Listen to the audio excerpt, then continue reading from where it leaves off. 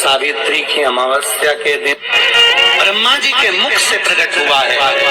सौभाग्यवती नारियां अखंड सौभाग्य के लिए, बट सावित्री का व्रत आप लोग करते होंगे कई लोग, अखंड सौभाग्य के लिए करेंगे, क्योंकि इस वट के पेड़ के नीचे भगवान विष्णु शंकर जी से विनती करे थे वर की, इसलिए अखंड सौभाग्य का देने वाला भगवान शिव विराजमान है।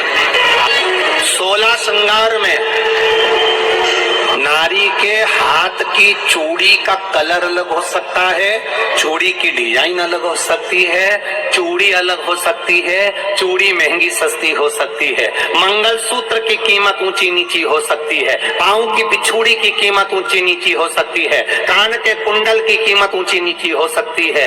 तुम्हारे शरीर पर जितने जितने 16 श्रृंगार हैं उसकी कीमत ऊंची नीची हो सकती है। केवल मंगलसूत्र की डिजाइन बदल सकती है, नाक की लौंग की डिजाइन बदल सकती है, कान के बुंदे की डिजाइन बदल सकती है, हाथ की चूड़ी की डिजाइन बदल सकती है, पांव की पायल की डिजाइन बदल सकती है। केवल नारी के 16 श्रृंगार में एक श्रृंगार ऐसा है जिसकी कीमत जो पहले थी वही कीमत आज तक है और उसकी डिजाइन आज तक नहीं बदली। वो मांग का सिंदूर है, एक जैसी डिजाइन है और एक जैसी कीमत है। सारे श्रृंगार की कीमत अलग, पर मांग में जो सिंदूर डाला जाता है वो एक कीमत का होता है, एक डिजाइन का होता है और एक जैसा होता है, और वो सबसे भारी होता है। सावित्री यमराज से कह रही है मेरे पति को छोड़ दो। यमराज कह रहा है सावित्री तेरा पति मर चुका है, मांग के सिंदूर को पोंछ दे। सावित्री कहती है पूरा श्रृंगार उतार दूंगी पर मांग का सिंदूर नहीं पूछने दूंगी। तब यमराज ने कहा जब तक तू मेरे मांग का अपनी मांग का सिंदूर नहीं उतारती तब तक तू मेरे पास नहीं आ सकती। भगवान यमराज से सावित्री ने कह दिया मैं भी तुझे वचन देती हूँ यमराज, मेरी मांग में जब तक सिंदूर है, जैसे सीता ने लाइन, लक्ष्मण जी ने लाइन खींच दी थी और सीता पार नहीं जा सकती थी, मैं भी तुझे वचन देती हूँ जब तक नारी की मांग में सिंदूर है तब तक तू उसके पति को उसके सामने लेकर नहीं जा सकता। ये भी मैं तुझे कह देती हूँ। यमराज भैंसे पर सवार होकर सत्यवान को लेकर जा रहा था, सावित्री से वचन पर वचन चल रहे थे, अड़ के पेड़ के नीचे छोड़कर आए। क्या चाहिए तुझको, क्या चाहिए तुझको, क्या दूं मैं तुझको, कुछ मांग ले मुझसे। सावित्री कहती है क्या दोगे आप, मेरे पति के प्राण दे दो बस वापिस, और कुछ नहीं चाहिए। जब यमराज यमलोक में प्रवेश करने लगा, मांग के सिंदूर में से थोड़ा सा सिंदूर सावित्री ने केवल हाथ में लेकर अपनी बिंदी पर जो लगाया, सत्यवान को लेकर यमराज अंदर नहीं जा पाया। बाहर खड़े होकर कहता है मांग ले, मैं तुझे एक वचन नहीं, तू बोले तो मैं 2 वचन दे देता हूँ, तू बोले तो मैं 3 वचन दे देता हूँ, तू मांग क्या चाहिए। तब सावित्री ने कहा देना चाहते हो, हाँ। अब यमराज को लगा कि लालच में पड़ गई सावित्री, तब कहा पहला वचन दीजिए मेरे अंधे सास ससुर के नेत्र वापिस आ जाए। यमराज ने कहा तथास्तु। दूसरा वचन दीजिए मेरे सास ससुर अपने पोता पोती का मुख देखें। यमराज ने कह दिया तथास्तु।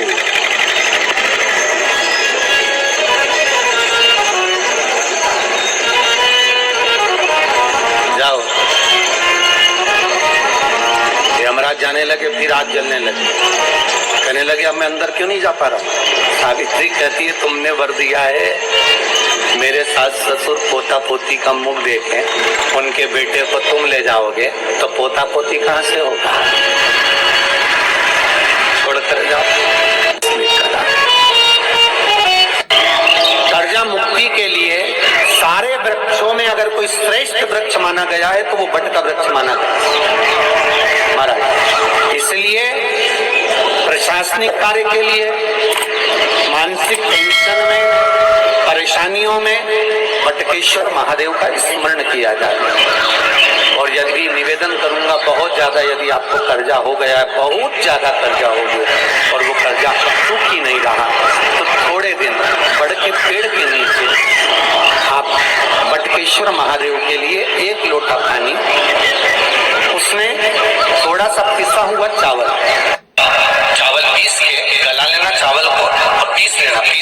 पानी में मिला गया और मिलाकर उसमें थोड़ी सी हल्दी पिसी हुई डालकर बटकेश्वर महादेव के नाम से बड़ के पेड़ के नीचे अपनी कामना कर जो कर्जा हुआ है उस कर्जे का भान देते हुए, स्मरण देते हुए छोड़ दो।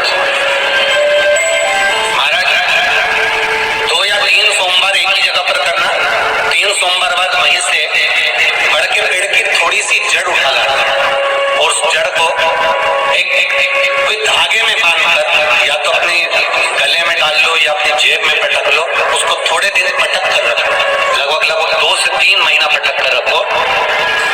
वो जड़ जैसे बड़का पेड़ विस्तार होता है, पानी गिरे ना गिरे, जल वृष्टि हो ना हो, गर्मी पड़े ना पड़े, उसको कोई फर्क नहीं पड़ता, बड़का वृक्ष आप रूप फैलता जाता है, उसकी जड़ें अपने आप प्रबल होती है। उसी तरह ये बटकेश्वर महादेव कहीं से भी अगर जड़ आपके पास में रखी है 1 महीना 2 महीना 3 महीना तक, तो ये जड़ अपने आप लक्ष्मी को पकड़कर खींच कर लाती है और कर्जे से मुक्त कर देती है। बटकेश्वर महादेव घर में लड़ाई चल रही है, क्रोध हो रहा है, विवाद हो रहा है, आपस में परिवार टूट रहा है, विवाद हो रहा है, पति पत्नी में झगड़ा हो रहा है, अदालत तक बात पहुंच गई, तलाक तक बात पहुंच गई, तो भी अगर एक श्रीफल को लेकर घर में घुमाकर उस पे लच्छा लपेटकर तुमरुका जी का नाम लेकर जिस पति पत्नी में झगड़ा और उसके नाम का मोली लच्छा जानते हो, मोली जो हाथ में बांधते हैं, नाड़ा, उसको लपेट कर अगर शंकर जी के मंदिर में ले जाकर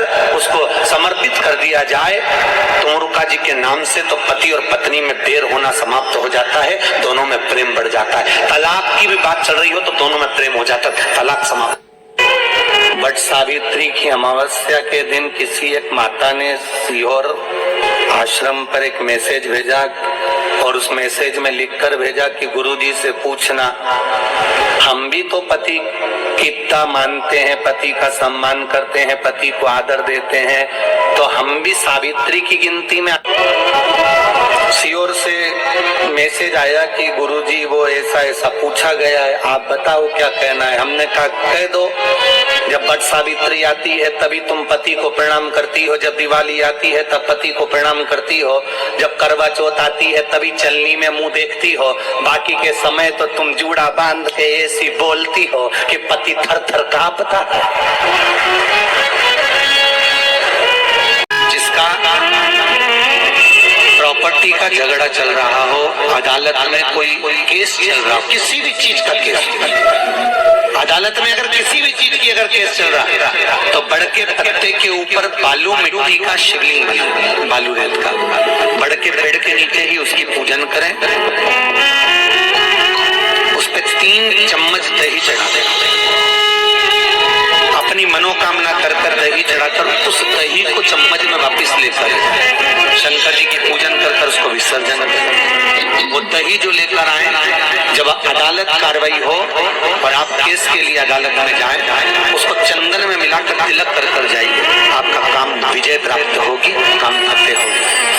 बटकेश्वर महादेव का स्मरण करने से कार्य की सिद्धि होगी। जिस बच्चे का एग्जाम में पास नहीं हो रहा हो, अच्छे नंबर नहीं आ रहे हो, वो भी इसी दही का तिलक लगाकर जा सकते। बटकेश्वर ऐसे भगवान शिव विराजमान है।